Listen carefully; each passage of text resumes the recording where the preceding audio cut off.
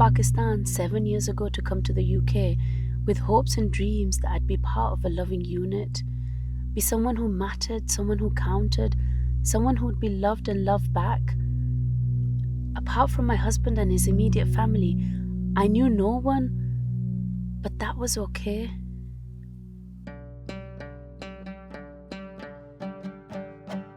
You see, I was married in Pakistan. My husband flew over from this place called Bradford. I remember meeting this stranger, my destiny, for the first time in our village, and I was so relieved. He was kind, attentive, quite attractive, and well educated. He put to rest the overwhelming anxieties I'd had, that he was not a good man. He would not be a good husband. A few days later, our wedding day, and it was magical. My family beaming with pride at their matchmaking success, a union surely to be blessed. My now husband was as near to perfect as he could possibly be, and I was happy. Before he left to return to the homeland that would soon become mine too, we talked excitedly of our future together, the children we would have, and where we would live with my now new in-laws, and what to expect of the foreign world that was the UK, the land so very different to mine. But life chances in the country of my birth are limited. The next chapter would bring a different world and fresh opportunities for me to be more than I could ever be. I pushed away anxieties and chose to embrace excitement instead. My new life and my wonderful new husband waiting for me at the end of a flight.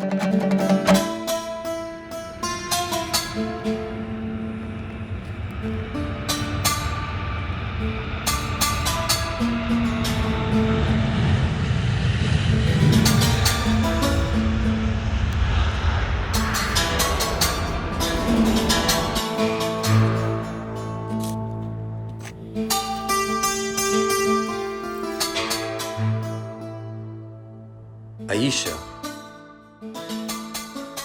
Hello again. It's really nice to see you. Get in the car.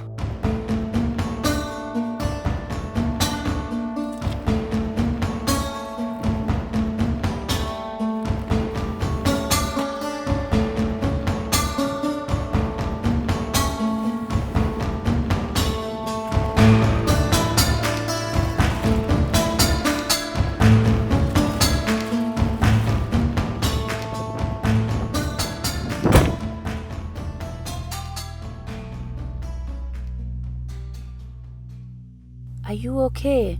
Perhaps he's tired. But he doesn't say anything else. I'm confused. This is not the man I met in Pakistan. The man that sits in front of me, my husband, has been silent since I arrived. Indicate, man. Oh my God. Move out of the way. I think you on the flipping. Get off the road. What are you looking at? You. Don't you stare at me. Yeah, carry on walk. There is anger in his voice that I don't recognize as he shouts at these strangers. Tired. He must be tired or nervous. Yeah, perhaps he's nervous. I know I am. I look out of the car window and my senses are on overload. Buildings, roads, trees, cars, people, they all look so different, and there are no similarities to the home I left less than only 24 hours ago. Street signs and shop windows. I don't know what the words mean, how to say them. Forget being able to read them. It's so cold, so cold. And I'm surrounded by strange smells, strange sounds. I'm in an alien world, so unfamiliar. I will learn. I will adapt.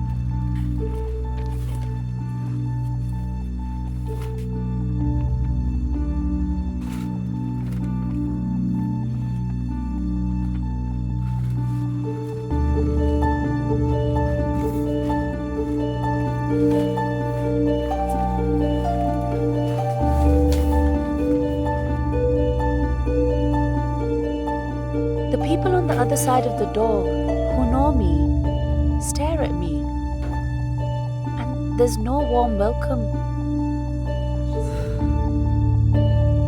Assalamu alaikum. It is clear I'm not welcome here. I am an outsider.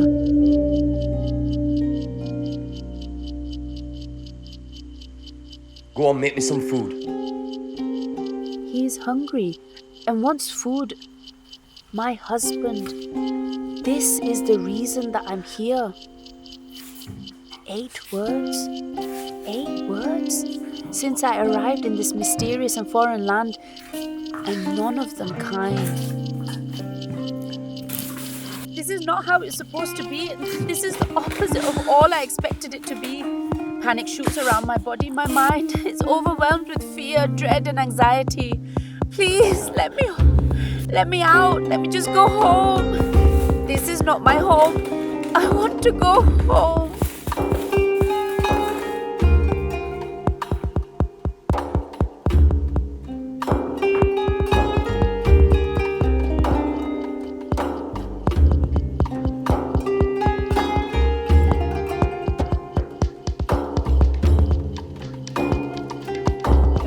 What is this? Disgusting. Who would cook like this? Ammi, my mother. What was that, food? I thought you were able to cook. Don't they teach you anything back home? Bloody hell, what now? What's wrong with this? I left you at the airport. Eh? Stay down, yeah? It's your fault that you get this bitch. Stay down. Please, no. Disgusting. Go home.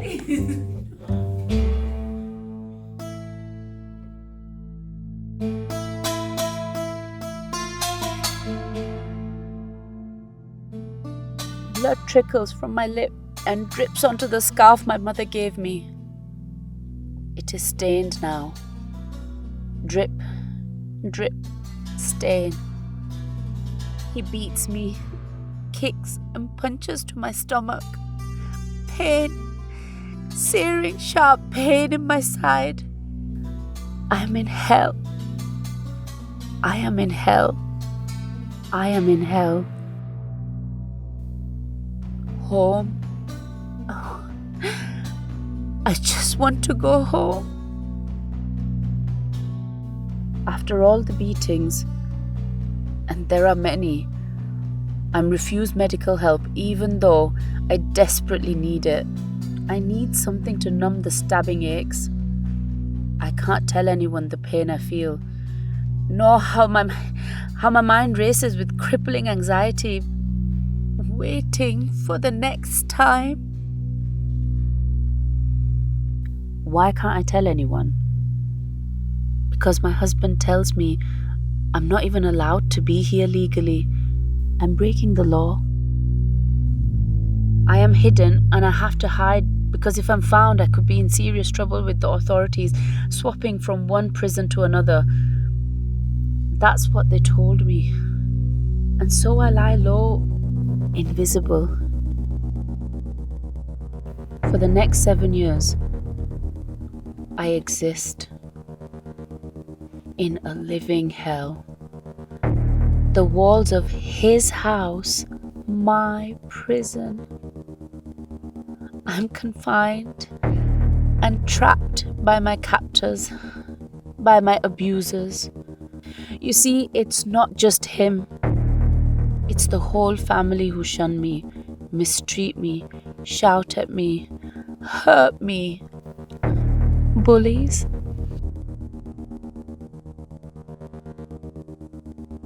From the very first day I arrived, my mother and father-in-law's eyes pierce through me with disgust, and such damaging distaste continues. In fact, it gets worse. We can't have children, you see, but the problem doesn't lie with me, it's with him. I can have children, but he can't. Even though his infertility starves me of the children I so badly wanted, I am to blame. And it is I who will also bear the shame with everyone they know. I am the cornerstone of gossip, but not of the truth. And so I presume their brutal hatred of me is my punishment for a crime that I didn't commit. They watch my every move and criticize everything I do. Nothing I do pleases them. Nothing. They have their specific ways of doing everything, you see, and I have to follow these ways precisely, or I will suffer the consequences. Controlling. I am not allowed to speak other than a mumbled acknowledgement that I've heard what they want me to do. I shuffle around the kitchen and I cook and I pray that they like what I make. I clean even when the walls of my cage don't need cleaning. I wash and iron their expensive clothes that make them look like the important people they are. Look busy. See how busy I am. See how much I do. Just as you want. Often, I go without food because apparently I do not have the right to eat food that I did not pay for. Sometimes they give me a little money and I buy what bits I can to lessen the hunger pangs. But I never know though when the next pittance will come, so I try to spend as little as I can and hide pockets of food for when my hunger rumbles and I can eat in secret. My sister now lives in Sheffield, and how I wish she was closer. I'd have at least one friend then, you see.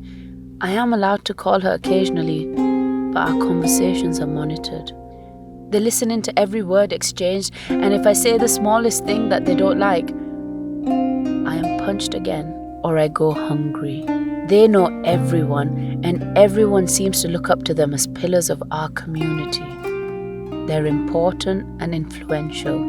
They have power. No one sees me though. I am nothing. I am nobody. I have no voice. Or so I used to think. And then something changed. A valid medical excuse, chronic weight loss, and I was allowed to go to my GP, probably the only person I trusted in the world. Hi Aisha, do you want to come through? No, sorry, just Aisha, thank you. They stay outside. And for once, I have privacy without their presence to tell the doctor how badly I really felt. I was given medication, but more than that, I was asked a routine question. Is everything okay at home, Aisha? Let's pause for a minute. One simple question could change the course of my life forever and free me from this cruelty. One simple question. Is everything okay at home, Aisha? I could freely share every horrific detail of my life. I shared my suicidal thoughts with the doctor. I was at that point where I couldn't carry on, I said. Couldn't take the beatings, the starvation, the control, and being their slave anymore. I just could not take it anymore. I had come to the end. Death was better than this living hell.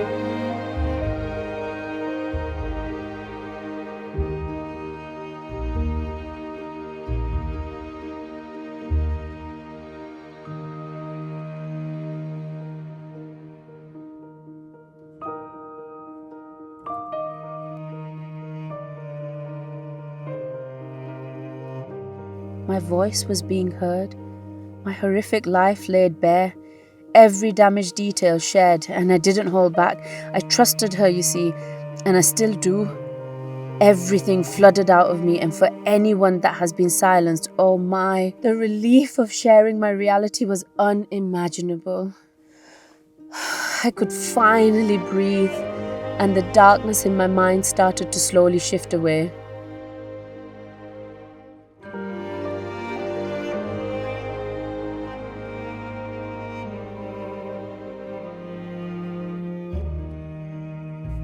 She made confidential contacts with some of the staff at the community centre to make sure that if I didn't go when I was supposed to, that they'd call me with an excuse and if need be, inform the police.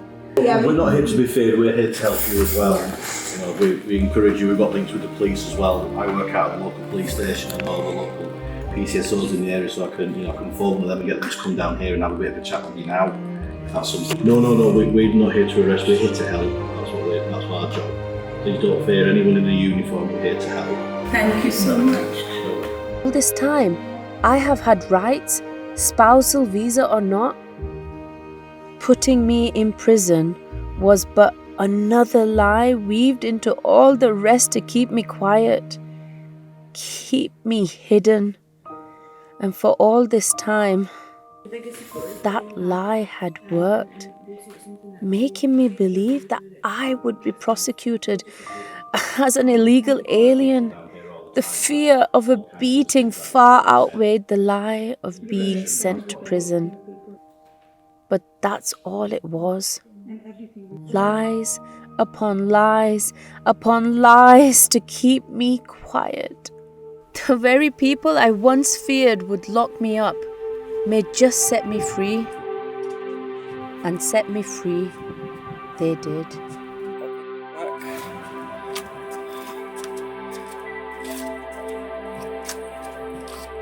okay, I'll put the route for you. Okay, you get yourself ready, I'll get the route for you.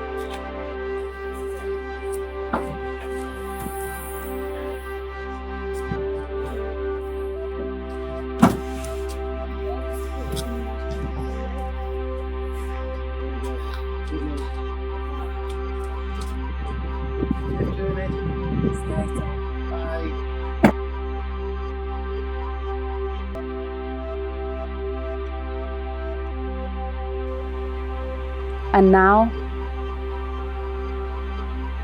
I am safe. I'm no longer bruised, beaten, bleeding, coerced, controlled, and forced to feel like a nobody. I no longer hurt. I'm healing. I have hope. I have friends. People here talk to me like a person, not a slave. And I talk back to them without any of the horror or the hesitation I had before. And most of all, I eat when I'm hungry. And I cook whatever I like, whenever I like. Just like my mother taught me.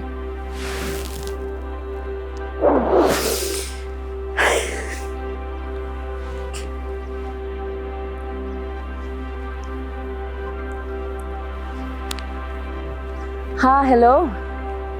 Hi, sister. Yeah. Yeah, I'm okay. I'm going home. Yeah. My home. मेरा घर.